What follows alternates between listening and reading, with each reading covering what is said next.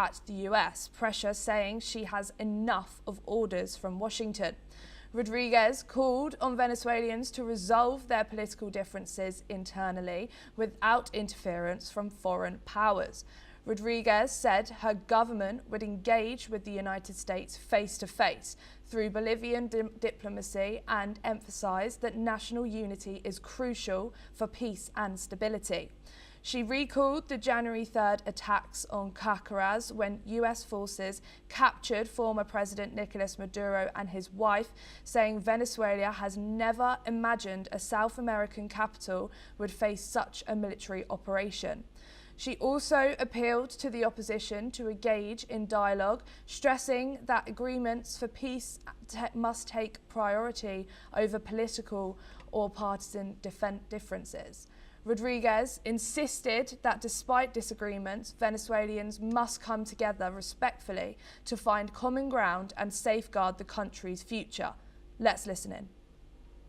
Por eso es importante que abramos los espacios para la divergencia democrática, pero que sea la política con P mayúscula y con V de Venezuela. Ya basta de las órdenes de Washington sobre políticos en Venezuela. Que sea la política venezolana quien resuelva nuestra divergencia y nuestros conflictos internos. Ya basta de potencias extranjeras. Le ha costado muy caro a esta república tener que encarar las consecuencias del fascismo, del extremismo en nuestro país. We are currently being joined again by Satura Nagao. Thank you so much for coming back to talk to us. Earlier, Rodríguez was cooperating with the US government when she first was appointed, but now there's a sudden change in stance. Why do you think that is? She do not want to create her image as a puppet of the United States, because to persuade the Venezuelan people, she should be the leader of the Venezuelan people, not a puppet or a proxy of the United States. So even if her fate is grabbed by the United States, so US can decide to who is the leader of Venezuela. So even in such kind of situation, she do not want to create an image of just a proxy of the US. So that's why she said, but reality is who controls Venezuela is very clear, currently the United States.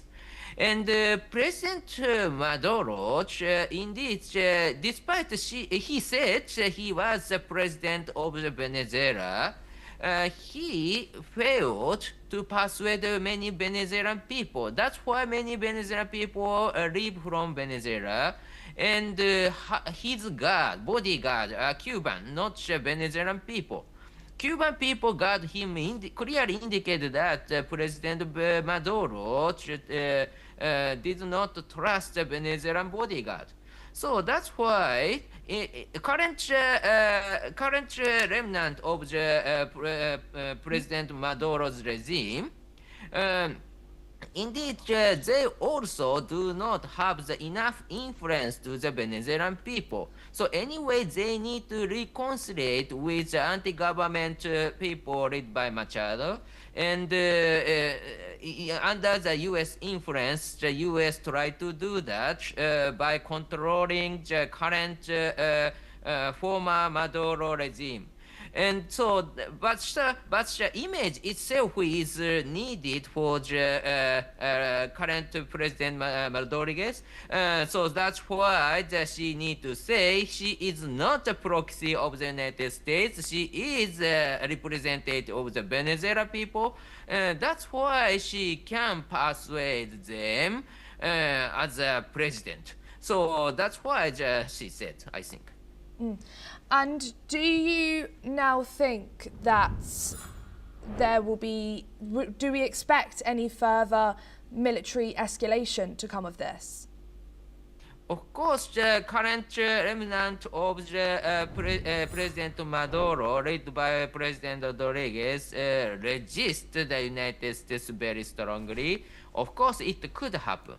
But I think it will not happen because they have already understood their power they have. So, because indeed, just a list against the United States is suicide for them. So, U.S. has enough military power to change the regime, but currently they allow the remnant of the President Maduro regime to govern the Venezuela.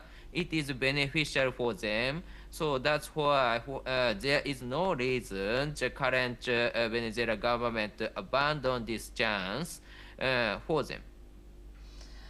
Thank you so much, Satu, for joining us here on